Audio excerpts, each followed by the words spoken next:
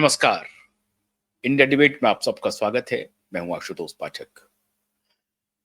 मित्रों, मुकेश अंबानी के दिन आजकल लगता है कि थोड़े से गर्दिश में चल रहे हैं। पैसे के मामले में नहीं, लेकिन किसी अन्य मुद्दों को लेकर के वो इस तरह से घिर जाएंगे जिसका नतीजा खराब होने वाला है। ये शायद मुकेश अंबानी ने भी नहीं सोचा होगा और दोनों भाइयों के लगता है सितारे थोड़े गर्दिश में चल रहे हैं। और इसी बात को लगातार पावर गैलरी में लोग डिकोड करने की कोशिश कर रहे हैं कि आखिर ये माजरा क्या है।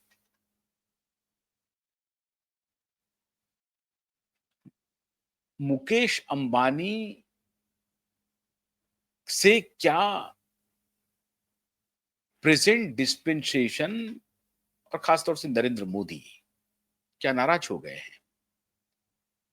क्या मुकेश अंबानी अपोजिशन की तरफ टिल्ट हो रहे हैं? क्या मुकेश अंबानी को कोई अंतर्राष्ट्रीय शक्ति नियंत्रित कर रही है? क्या मुकेश अंबानी अंतर्राष्ट्रीय शक्तियों के हिदायत पे काम कर रहे हैं? ये सारी बातें पावर गैलरी में चल रही है और जिसकी जैसी भावना है उसके हिसाब से वो तर्क गढ़ रहे हैं। मामला ही कुछ ऐसा हुआ है जिसके बाद सब लोग अपना अपना तर्क दे रहे हैं कि ये भी हो सकता है, ये भी हो सकता है, ये भी हो सकता है। लेकिन एक बात तो तय है, जो कुछ भी पिछले दिनों हुआ है, अगर वो वाकई में उसी तरह से चलता रहा तो मुकेश अंबानी के लिए वास्तव में बहुत कठिन दिन आने वाला है। और फिर इसका वो कैसे मुकाबला करेंगे, ये वही जानते हैं। लेकिन इसमें कोई शक नहीं है, जो तथ्य हैं, उन तथ्यों के आधार पर अगर आप सिर्फ उसको देखें तो आपको लगेगा कि ये मुकेश अंबानी के लिए निश्चित रूप से बुरी खबर है। एक दिन पहले मैंने आपको बताया था कि सुप्रीम कोर्ट ने एक कमिटी गठित की है, जो कमिटी मुकेश अंबानी के द्वारा चलाए जाने वाले जू का निरीक्षण करेगी और निरीक्षण करके 12 सितंबर तक रिपोर्ट देगी। उसके बाद 15 सितंबर तक सुनवाई होगी और पता नहीं उसके बाद होगा क्या। मामला शुरुआत में लग रहा था कि अच्छा कोई बात नहीं है, जू का मामला है, एसआईटी गठित हुई है। लेकिन एसआईटी गठित कोई सामान्य कोई ऑफिसर उसमें हो जाते तो बात समझ में आती। फॉरेस्ट डिपार्टमेंट का कोई ऑफिसर हो जाता और उनको कहता कि भाई आप एसआईटी के मेंबर है, जाइए और पता करके आइए, तो इससे बात बन जाती है। ऐसी बात नहीं है। उस एसआईटी में 2 पूर्व जज हैं और एक जज सुप्रीम कोर्ट के और दूसरे जज हाई कोर्ट के हैं, जस्टिस चलमेश्वर और जस्टिस राघवेंद्र। और उसके बाद कस्टम डिपार्टमेंट के एक हैं और फिर मुंबई के पुलिस कमिश्नर हैं। लेकिन आज मैं आपको इस एसआईटी के ऊपर अधिक बात नहीं करूंगा। अधिक बात करूंगा कि वंतारा में असल में परेशानी क्या है और इस एसआईटी के गठित होते ही बहुत बड़े-बड़े मामले प्रकाश में आ जाएंगे। और इसकी आंच कही जा रही है, जो ऑब्जर्वर रिसर्च फाउंडेशन है रिलायंस ग्रुप का, वहां तक पहुंच रही है।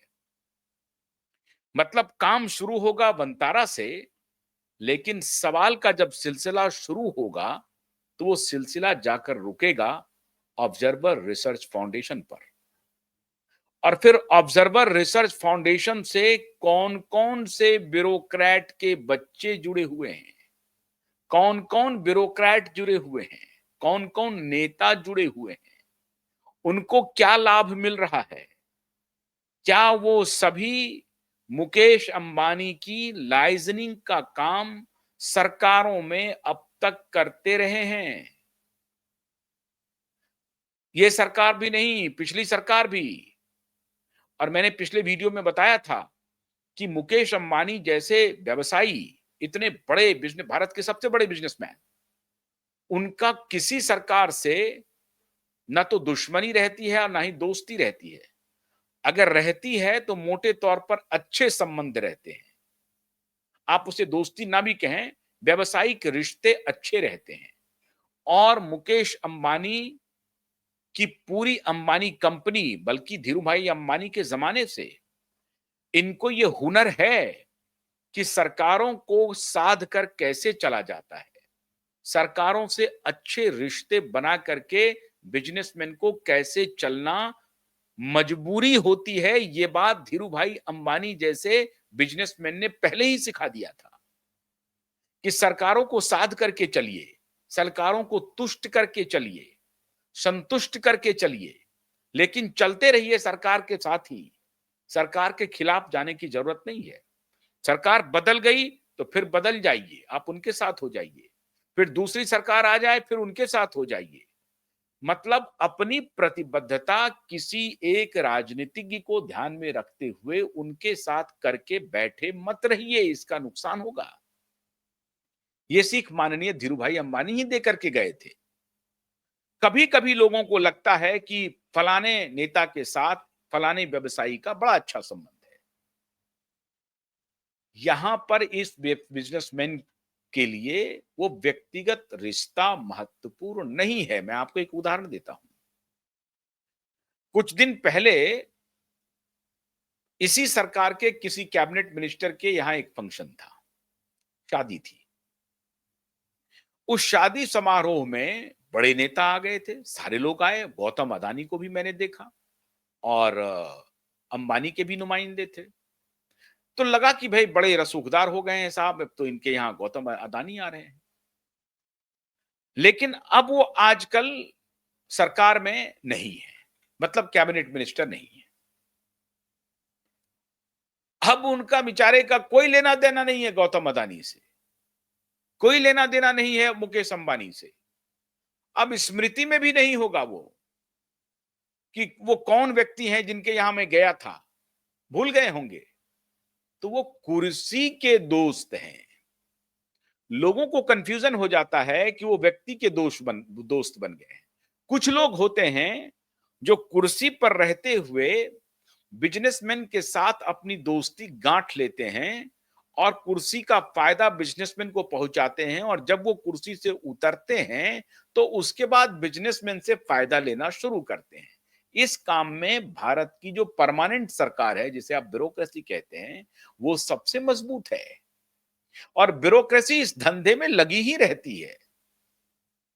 तो सबसे ज्यादा मलाई नेता नहीं खा पाते हैं, खाते हैं कौन? जो स्थायी सरकार है, ये जो ब्यूरोक्रेसी है।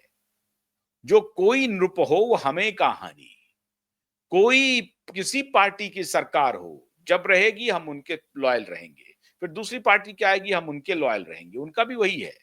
और वो कहते हैं कि नहीं, हम देश के प्रति लॉयल हैं, हम संस्थान के प्रति लॉयल हैं, हम सरकार के प्रति लॉयल हैं। सरकार में जो कोई भी आ जाएगा, मेरे लिए व्यक्ति महत्वपूर्ण नहीं है, मेरे लिए पद महत्वपूर्ण है। प्रधानमंत्री आया तो प्रधानमंत्री की कुर्सी मेरे लिए महत्वपूर्ण है, कौन उस कुर्सी पर बैठा है ये महत्वपूर्ण नहीं है। ऐसे बिड़ले होते हैं जो कौन बैठा है उनके साथ भी रिश्ता गांठ लेते हैं।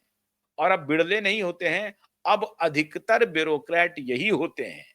वो अपनी लाइक डिसलाइक के हिसाब से व्यक्ति जिस कुर्सी पर बैठा हुआ है, कुर्सी से भी रिश्ता रखते हैं और व्यक्ति से भी रिश्ता बना लेते हैं, क्योंकि वो मौसम विज्ञानी होते हैं। उनको पता रहता है कि ये व्यक्ति कितने दिनों तक इस कुर्सी पर बैठेगा। अगर उनको इस बात का इल्म हो जाए कि फलाना व्यक्ति लंबे समय तक इस कुर्सी पर बैठेगा, तो फिर उस व्यक्ति से भी वो रिश्ता गांठ लेता है। और यही काम कॉरपोरेट जगत करता है, यही काम देश के बड़े व्यवसायी करते हैं, और खाली भारत में नहीं, पूरी दुनिया में ये चलन है। तो ये एक अघोषित सा संस्कार है सत्ता और व्यवसाय के रिश्ते का, सत्ता और ब्यूरोक्रेसी के रिश्ते का। ये सामान्य सा अधिकार है। इसलिए आप देखेंगे कि जो ब्यूरोक्रेट्स होते हैं वो बिजनेसमैन के नजदीक पहुंचते हैं। क्यों? क्योंकि बिजनेसमैन को मालूम होता है कि ये ब्यूरोक्रेट की ये लंबे समय तक सरकार में है। अगर इनकी नौकरी 12 साल बची हुई है तो 12 साल तक तो ये कहीं भी किसी पोजीशन में रह सकता है। तो 12 साल के बाद जो आएगा उसको देखेंगे। 12 साल तो ये है, तो इससे रिश्ते बना लो। जिस किसी भी कहीं भी जाएगा तो हमारे लिए ये काम का होगा। ये व्यवसायी इस तरह के रिश्ते कबूल करते हैं, बनाते रहते हैं। अब इन्हीं रिश्तों के क्रम में कुछ रिश्ता बन गया होगा, जो अंबानी जो जो ऑब्जर्वर रिसर्च फाउंडेशन है, उसमें भी बन गया होगा। अब बहुत सारे नेताओं के पुत्र के उसमें शामिल होने की बात हो रही है।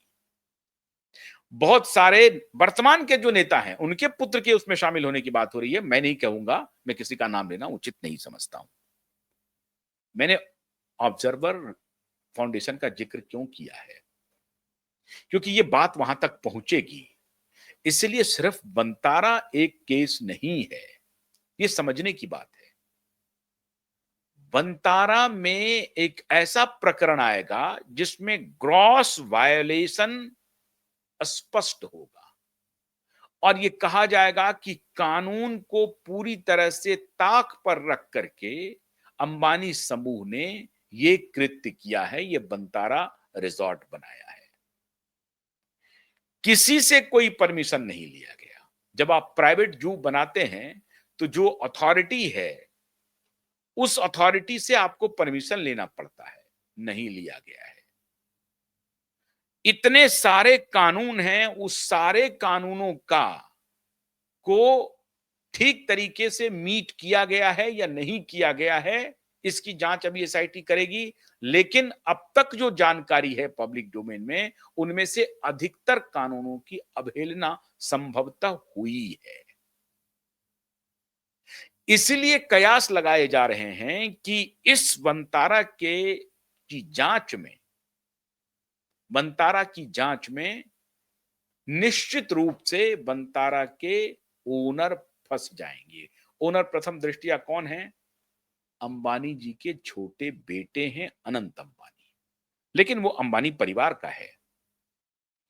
और ये जो वाइल्ड लाइफ लॉ है या जो जू का जो नियम है, कायदा कानून है, जानवरों के रिहैबिलिटेशन के लिए जो कायदा कानून है, विदेश से अगर आप उसको लाते हैं उसके लिए जो कायदा कानून है, उसके खान-पान का जो कानून है, वो कहाँ पर रहेगा इसका जो कानून है, उसके आस-पास इंडस्ट्री नहीं होनी चाहिए उसका जो कानून है, इस पूरे के लपेटे में बंतारा जू आ रहा है, बंतारा वाइल्ड लाइफ सेंचुरी आ रहा है। और मैं ये जिक्र इसलिए कर रहा हूं कि 12 सितंबर के पहले ही ये रिपोर्ट आ जानी है। बहुत लंबा समय भी नहीं दिया गया है। मतलब कोर्ट के सामने जो पक्ष रखा गया, उस पक्ष से अदालत को साफ दिखा कि अरे यहां तो गड़बड़, पूरा गड़बड़ घोटाला है और इसीलिए उन्होंने फौरन एसआईटी गठित कर दिया। और एक प्रकार से अदालत कन्विंस है कि जो साक्ष्य पीआईएल में लगाए गए हैं, अगर वो साक्ष्य एसआईटी की जांच में भी पाया गया और एसआईटी की जांच में उस साक्ष्य को ढूंढने के लिए 2 साल का वक्त नहीं चाहिए, 6 महीने का भी वक्त नहीं चाहिए, 2 महीने का भी वक्त नहीं चाहिए, 1 महीने का भी वक्त नहीं चाहिए। इसलिए 10-12 दिन का वक्त चाहिए। ये मोटी बात से अदालत एक प्रकार से कन्विंस्ड है। जो पीआईएल में जिन तथ्यों का जिक्र किया गया है कि इन कारणों से बंतारा की जांच होनी चाहिए, उन कारणों से एक प्रकार से अदालत कन्विंस्ड है, हाफ कन्विंस्ड है। अब पूरी संतुष्टि के लिए कि हाँ, क्या वाकई में यहां पर ग्रॉस वायलेशन हो रहा है कानून का, किसी भी चीज का ख्याल नहीं रखा गया है, क्या यह सिर्फ पैसे की हनक है? एक तो जामनगर में रिफाइनरी है, जामनगर उनका इतना बड़ा पैसे, आप समझिए कि हजारों करोड़ रुपए की कमाई हो रही है उसी रिफाइनरी से, और उसी के आसपास में ये बंतारा जू है। तो क्या एक व्यवसायी के पैसे की हनक के सामने सारा सिस्टम लेट गया है? क्या ये हुआ है वहां पे? क्या अपने रसूख का फायदा उठाया गया है? क्या राजनीति से या वर्तमान सत्ता से या पिछली सत्ता से सबसे अच्छे संबंध होने का फायदा उठाया गया है? क्या ये हो रहा है वहां पे? तो इस सब के बारे में अदालत के सामने जो तथ्य रखे गए हैं, तो अदालत को लग रहा है कि नहीं, इसकी जांच होनी चाहिए। अब अदालत को लग क्यों रहा है? कौन लगवा रहा है? कोई ना कोई तो लगवा रहा है। कोई ना कोई तो तथ्य ला रहा है, जो तथ्य अदालत के सामने पेश कर रहा है, और फिर उसके बाद पीआईएल का एडमिशन होता है, पीआईएल की सुनवाई होती है, और सुनवाई के बाद एसआईटी का गठन होता है, और एसआईटी के गठन के बाद नहीं, टाइम बॉन्ड 15 दिन के अंदर में ही रिपोर्ट सबमिट करना है, फिर उसके बाद तुरंत सुनवाई होनी है। ये जो जल्दबाजी है, ये जल्दबाजी कोई शक पैदा कर रहा है।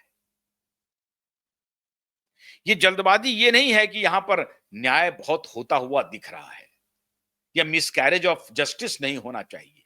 लंबा खींचेगा तो मिसकैरेज ऑफ जस्टिस हो सकता है, ये प्रदर्शन नहीं होना चाहिए।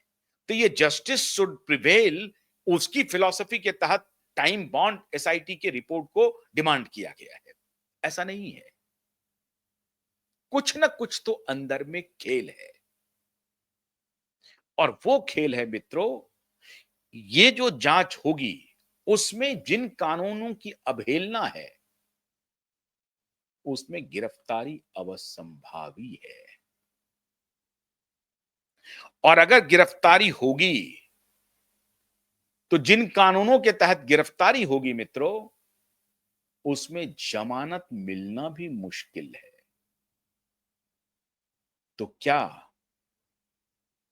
कोई गहरी चाल चली जा रही है, और अदालत इसमें सिर्फ अपना काम कर रही है? अदालत सिर्फ यह कह सकती है कि नहीं, मेरे सामने जो तथ्य लाए गए हैं, मैं आंख बंद नहीं कर सकता हूं, मैं आंख मूंद नहीं सकता हूं। तो क्या अदालत अपनी जगह सही है?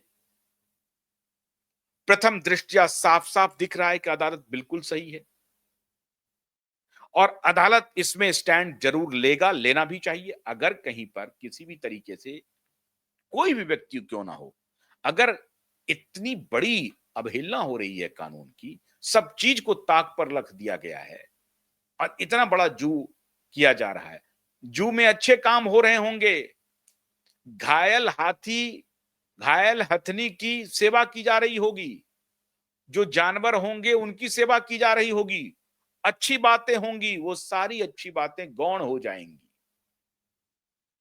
आपने परमिशन क्यों नहीं लिया फलाने चीज का?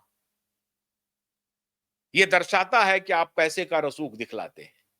आपने फलाने चीज का परमिशन क्यों नहीं लिया? यह दर्शाता है कि आप पैसे का रसूख दिखाते हैं, आप रसूखदार हैं। आपने इस अथॉरिटी से बात नहीं की, इस अथॉरिटी का लेटर लाइए, इस अथॉरिटी का लेटर लाइए, फूड सेफ्टी से लेकर के सेंट्रल वाइल्ड लाइफ सेंचुरी, जो जो भी कमीशन है या अथॉरिटी है, उसका सर्टिफिकेट लाइए। सारे सर्टिफिकेट डिमांड किए जाएंगे, और बैक डेट में सर्टिफिकेट आ नहीं सकते, क्योंकि जो पीआईएल लेकर के गए हैं, तो वो पीआईएल यूं ही तो नहीं फाइल किए होंगे। पीआईएल जब कोई एडमिशन हुआ है और उस पर एसआईटी गठित हुई है, आप एक बात को समझिए, ये बहुत गंभीर मामला मैं आपके सामने रख रहा हूं, कि अगर कोई पीआईएल गया, तो पीआईएल का एडमिशन होना ही अपने आप में हाफ एक्सेप्टेंस हो जाता है आरोप का, और उस आधार पर फिर कार्रवाई हो जाना, एसआईटी का गठित कर देना, तो समझिए कि अदालत हाफ कन्विंस्ड है कि जो कुछ भी पीआईएल में बातें उठाई जा रही हैं, उसमें प्रथम दृष्टया सच्चाई प्रतीत होती है, अब फर्दर इंक्वायरी होनी चाहिए। तो ये जो केस है वंतारा से रिलेटेड, ये अदालत की नजर में हाफ डन हो चुका है। अब ऐसी परिस्थिति में जस्टिस चलमेश्वर और जस्टिस राघवेंद्र और फिर मुंबई के कमिश्नर और एसआई कस्टम अधिकारी, ये तो फिर एक एक चीज को ध्यान में रखेंगे, एक एक चीज का पेंच निकालेंगे कि किस तारीख को कौन सा जानवर कहां से आया, उसकी क्या स्थिति थी, उसका परमिशन लिया गया कि नहीं लिया गया, उसको कौन सा खाना दिया गया,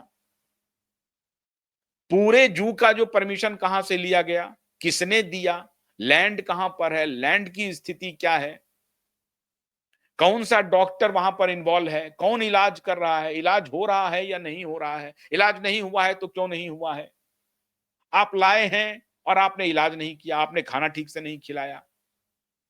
मतलब अगर आपने काम नहीं किया और काम करने की आपकी इच्छा थी, नहीं किया, तो जवाब देना पड़ेगा आपको।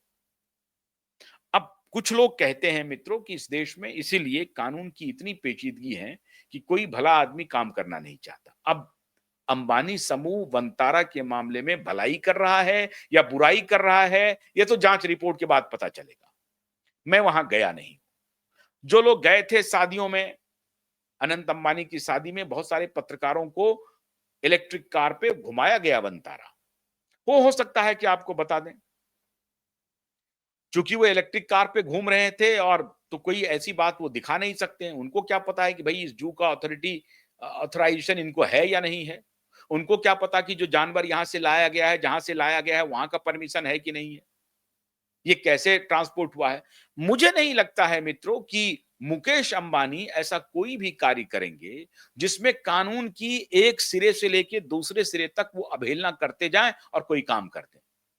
ऐसा मुझे लगता नहीं है, ये इम्पॉसिबल है।